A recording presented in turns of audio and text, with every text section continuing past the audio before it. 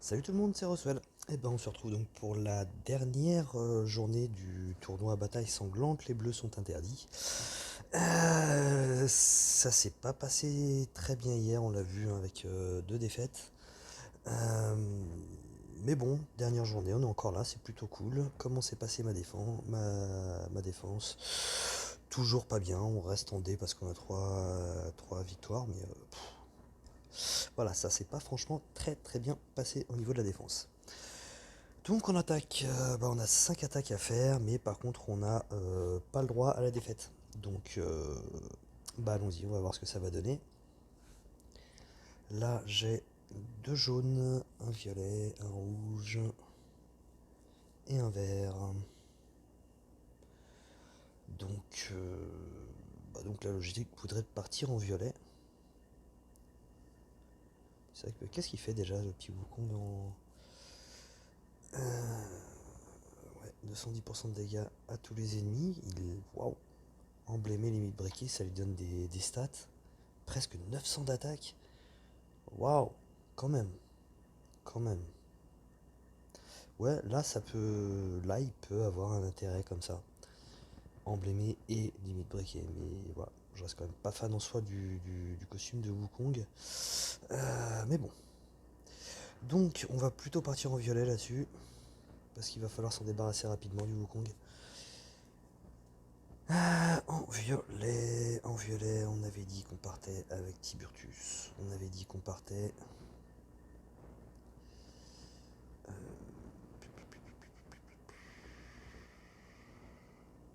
Vas-y, tac. On va emmener la Métrine. On va emmener Proté. Ouais, c'est une chips. Tac. Et puis, ouais, c'est. J'ai pas grand chose hein, qui peut servir de tank quand même. Vraiment pas grand chose qui puisse servir de tank en violet.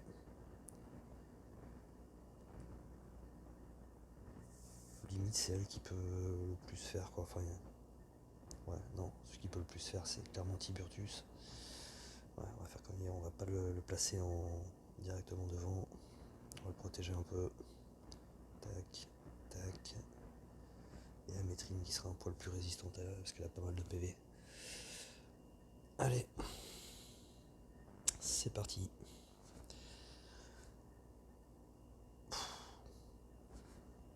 Ça fait peur quand même.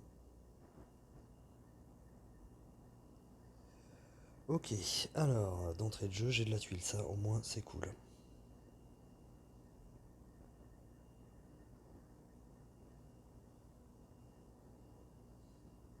Si je vois ça là, hop. Ah, bah il y a moyen de se faire un diamant déjà. Oh non, oh là là, mais n'importe quoi moi. Ah, si je commence comme ça, forcément. Si je commence comme ça, au moins ça c'est fait.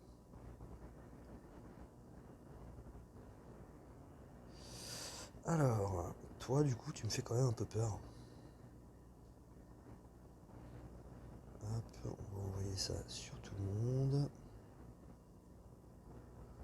On va envoyer ça.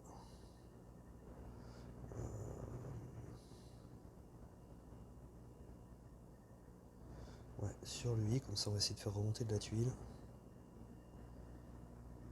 La vitrine elle est en x2. Vas-y, on va balancer ça comme ça déjà.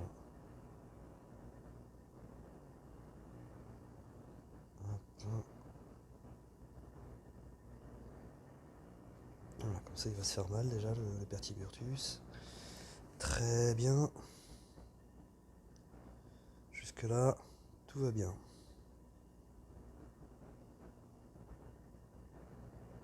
Ouais. Le problème c'est que là ça y est, je vais le prendre lui.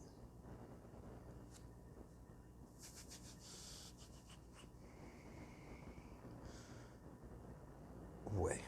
J'avoue c'est risqué. J'avais un petit espoir que la tuile suffise à terminer le Wukong. Mais j'étais franchement pas sûr de moi.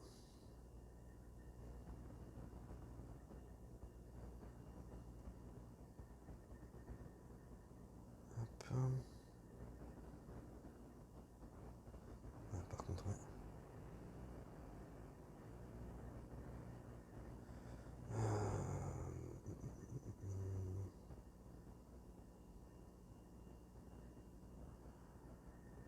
qui je vais bloquer. Toi, tu vas pas récupérer de mana. On va le terminer lui.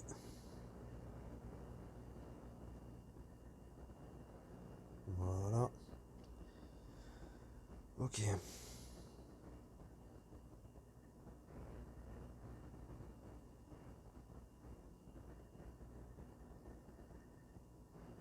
Ok, c'est bon, c'est passé.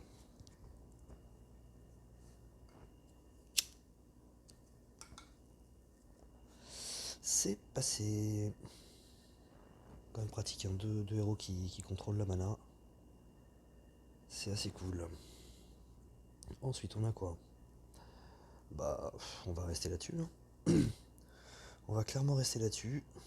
Le Wukong, cette fois-ci, c'est le normal.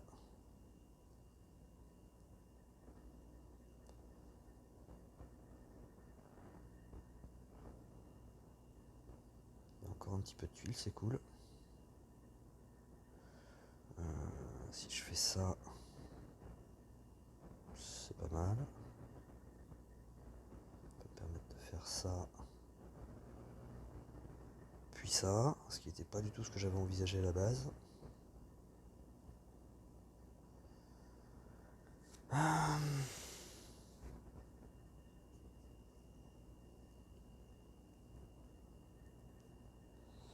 Ensuite, et comment on va essayer de faire remonter de la tuile?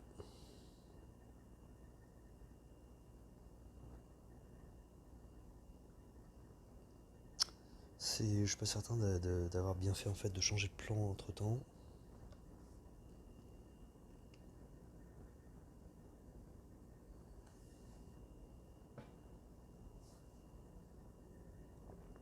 Bon, de toute façon, j'ai aucun moyen de me débarrasser de Wilbur avant qu'il déclenche.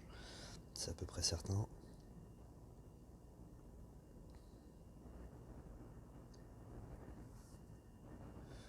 Mais ouais, c'était pas vraiment ce que j'escomptais, ça quand même.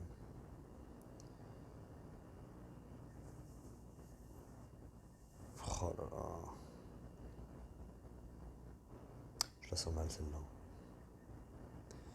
Je la sens. Oh, puis alors les combos qui partent pas dans le sens voulu, quoi, c'est assez énervant. Là, j'ai Brume qui va se déclencher. Oh, elle a manqué les deux, c'est génial. Elle a manqué les deux, c'est génial. Oh.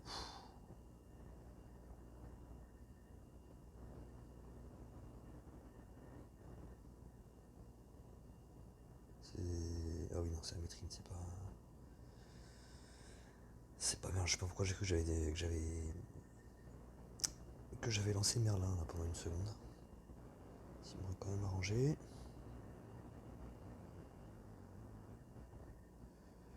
Hop, tu ne vas pas machiner. Ni toi, ni Proté. Hop, lui, on s'en débarrasse. Oui. Ok, bon, il me reste plus qu'Amiona, ça pue du cul.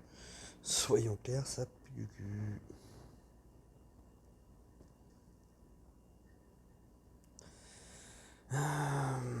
Faudrait que je fasse remonter du côté de Wukong, etc. là, pendant qu'elle est encore en fantôme.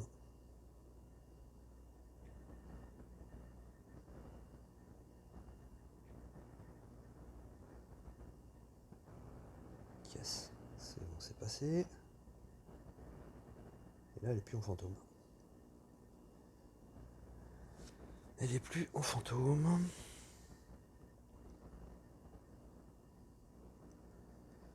Va falloir. Oh. J'espérais pouvoir la remettre en fantôme avant que ça se termine. Enfin, avant qu'elle reprenne des coups. Bon. Bon, bah voilà, on aura quand même tenu jusqu'à la dernière journée. Je suis un peu déçu. Je suis un petit peu déçu.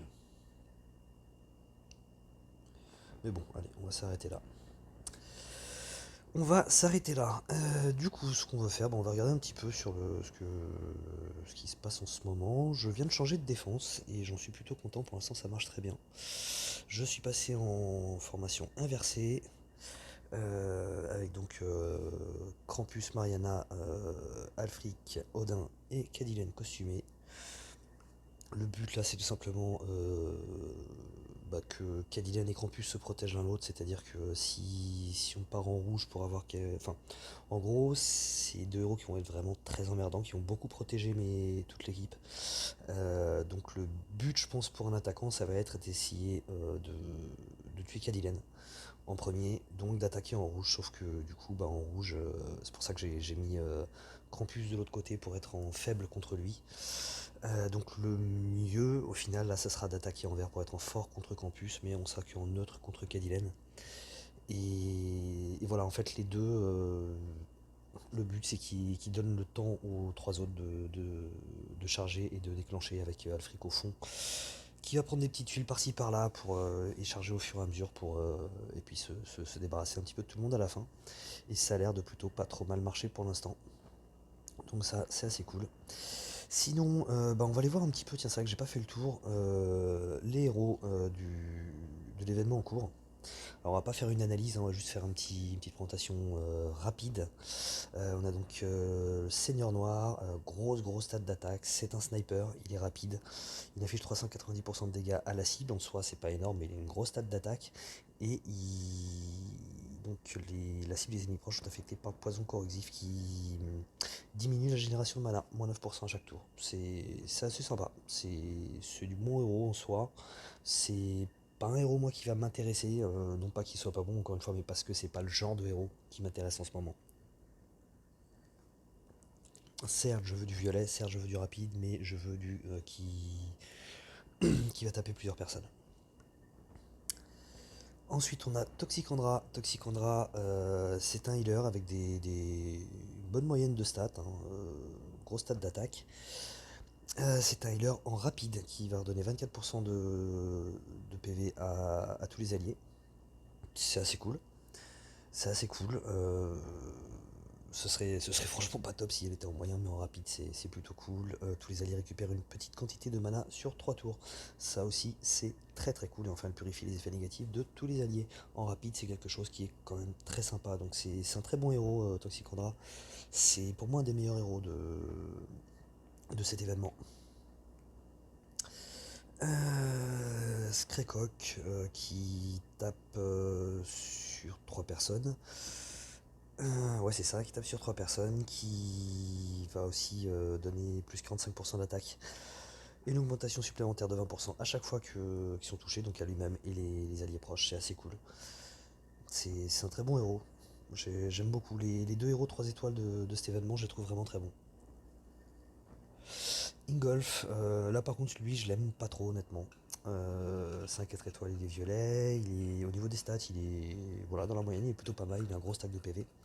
Il affiche 180% de dégâts à la cible et aux ennemis proches, donc seulement sur 3 personnes. En lent, 185%, je trouve ça pas suffisant. Avec une stat d'attaque qui est pas folle. Euh, je suis franchement pas fan de lui. Bon, après, j'ai jamais eu l'occasion vraiment de le rencontrer ni de l'essayer, parce que je l'ai eu, mais je l'ai jamais monté. Il est passé dans un coin, il y en a d'autres qui ont passé avant. Mais comme ça, sur le papier, moi, il me donne pas franchement envie. La cible des ennemis proches sont affectés par poison corrosif. Il fait comme le chevalier, non pas chevalier noir, le seigneur noir, enfin comme le premier qu'on a vu, quoi, le sniper 5 étoiles, là, il affecte la génération de mana. Isrod, lui c'est un 5 étoiles en rouge, il inflige 225% de dégâts à la cible aux ennemis proches, donc sur 3 personnes, avec des stats qui sont dans la moyenne. Un bon sac de PV, le reste est dans la moyenne d'aujourd'hui, quoi, j'ai envie de dire. Lanceur et les alliés à proximité riposte avec 80% de dégâts qu'il reçoit. C'est le genre de héros qui peut être pas mal dans une formation double, hein, pour ceux qui veulent l'utiliser en défense. Quand on a passif, Isrod est un bon compromis, quoi. Parce qu'au moins il est moyen, il est pas lent comme peut l'être Elena. Donc il renvoie pas énormément, mais il renvoie quand même. C'est quelqu'un qui va taper tout le monde, a quand même des chances de. S'il se suicide pas, en tout cas, il se fait très mal, quoi. Et en plus de ça, donc le lanceur et les alliés proches récupèrent une petite quantité de mana à chaque contre-attaque. Donc ça c'est plutôt cool aussi, encore une fois dans la formation double, c'est tout le monde qui va récupérer de la mana, quoi. Donc il est plutôt pas mal. Sangrior, ce qu'il fait déjà, c'est un healer bleu. 45 en moyen, 45% de santé. Euh, sur 3 personnes par contre. Ah oui, voilà, ça y est, ça me revient. En fait, c'est une espèce de cache-rec en bleu. Et il va donner 94% de défense contre la nature. Euh, il a, je crois qu'il joue plus sur les PV que Cache-Rec, qui lui va le plus jouer sur la défense, il me semble. Mais voilà, c'est un peu le même style de héros. C'est un héros qui peut être franchement assez sympa. Ça peut être un bon tank bleu, je pense, pour les 4 étoiles, quoi. Ensuite, Crystalis. Crystalis, j'aime beaucoup. J'aime beaucoup. C'est un des deux héros qui me faisait envie, moi, dans cet événement avec Toxicandra. Une belle stat d'attaque avec 778, une défense et des PV qui sont dans la moyenne, on va dire. C'est une petite Vela. C'est une petite Vela, elle va taper un petit peu plus fort que Vela, en tout cas à l'impact, puisqu'elle a le meilleur stat d'attaque. Elle tape à 150% sur tout le monde, là où Vela fait 130%, je crois. Elle réduit la durée des bonus actifs de tous les ennemis pendant un tour, donc c'est à voir. Ça a l'air pas grand chose comme ça, mais peut-être que ça peut être pas mal. Et enfin, tous les ennemis sont affectés par givre corrosif pendant 3 tours qui inflige 42 dégâts et réduit l'attaque des ennemis affectés de moins 7% à chaque tour. Donc c'est un peu moins efficace que le debuff d'attaque de Vela, mais voilà, c'est un peu le même principe de héros. C'est qui va faire un petit peu la même chose qu'une Vela, quoi. Astérius, c'est un moyen 5 étoiles rouges, une belle stat d'attaque, 784, c'est plutôt pas mal. Défense et PV, c'est dans la moyenne. Inflige 235% de dégâts à la cible et aux ennemis proches, donc sur 3 personnes. Réduit la durée en tour des bonus de la cible et des ennemis proches, donc de un tour. Euh, Bizarre cette phrase. Réduit la durée en tour des bonus de la cible et des ennemis proches de un tour. Ouais, bon, il y avait peut-être mieux à faire à mon avis comme traduction. La cible et les ennemis proches donc, sont affectés par brûlure corrosif qui va infliger 86 dégâts et réduire la défense des ennemis de moins 10% à chaque tour. C'est un peu le principe de ces héros hein, qui vont cumuler, enfin qui vont réduire de plus en plus l'attaque ou la défense par leur dot en fait. Il inflige la dot qui a un effet en fait sur les adversaires. Donc c'est spécial, ça peut être sympa. Ça peut être sympa, je vous avoue que j'ai pas encore eu l'occasion de vraiment la tester. Moi j'ai eu que Crystalis. Je l'ai monté à 3,70, mais clairement j'avais Krampus qui était une priorité en bleu, donc j'ai monté Krampus, mais elle, ce sera clairement la prochaine. Ensuite, Ed, un 3 étoiles, il est rapide, il inflige 290% de dégâts à la cible, et la cible est immunisée contre les nouveaux bonus pendant 3 tours.